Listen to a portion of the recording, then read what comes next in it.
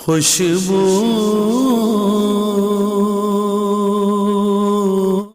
بسم اللہ الرحمن الرحیم۔ الصلاۃ والسلام علیک یا رسول اللہ وعلی آلک واصحابک یا حبیب اللہ۔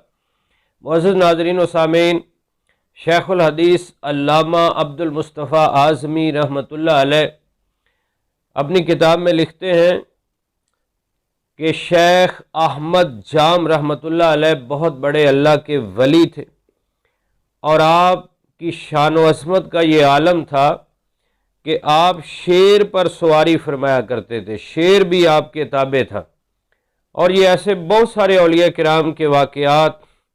کتابوں میں ملتے ہیں۔ کیوں شیخ سعدی فرماتے ہیں کہ اے بندہ خدا،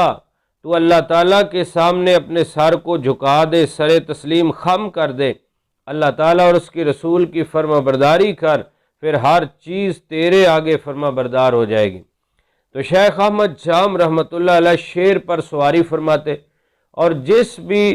خانقاہ میں، جس بھی آستانے پر بزرگوں کے پاس آپ جاتے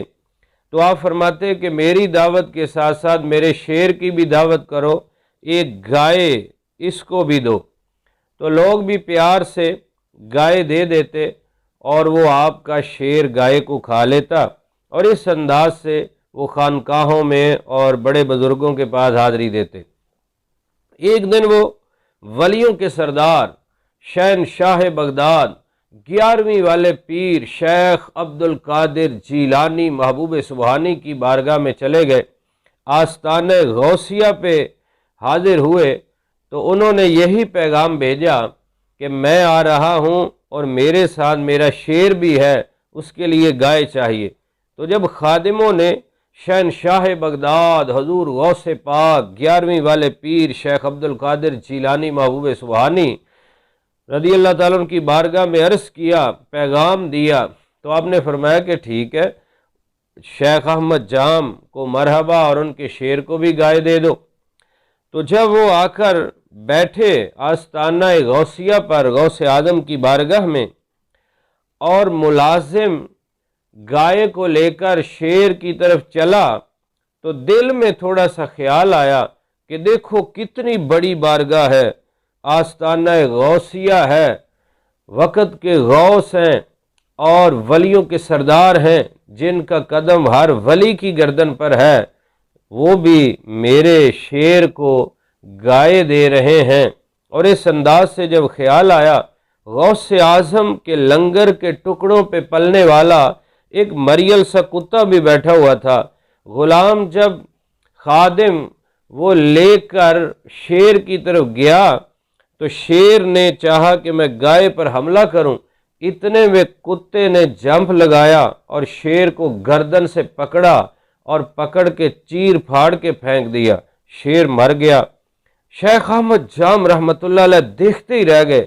کہ مریل سا کتا اور اتنا بڑا شیر، یہ ہو ہی نہیں سکتا کہ کتا شیر کو پکڑ لے اور پھر چیر پھاڑ دے، مار دے، یہ کتے کا کمال نہیں ہے، یہ غوث اعظم کی نگاہ کرم ہے جو میرے دل میں خیال آیا ہے، اس پر ولیوں کے سردار نے تصرف فرمایا ہے، اور یہ غوث اعظم کی نظر کا کمال ہے۔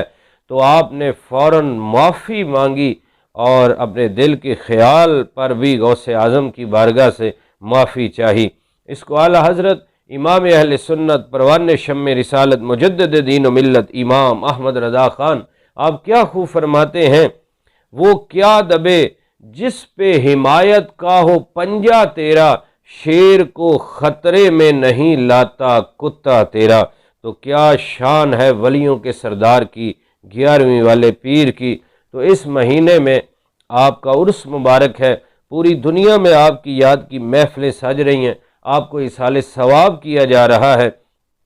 اور قرآن مجید میں اللہ رب العزت نے اولیاء کا ذکر فرمایا، احادیث طیبہ میں ولیوں کی شان بیان فرمائی، بلکہ بخاری شریف میں فرمایا کہ جو میرے ولی سے دشمنی کرے اس نے مجھے اعلان جنگ دے دیا۔ ایک سود کھانے والے سے اعلان جنگ ہے، دوسرا ولیوں کے دشمن سے اعلان جنگ ہے، اور ولیوں سے پیار کرنے والے کا انشاءاللہ دنیا میں بھی قبر و آخرت میں بھی بیڑا پار ہوگا۔ اللہ رب العزت ہمیں اپنے نیک بندوں کی محبت بھی عطا فرمائے، اور ان کے نقش قدم پر چلنے کی توفیق بھی نصیب فرمائے۔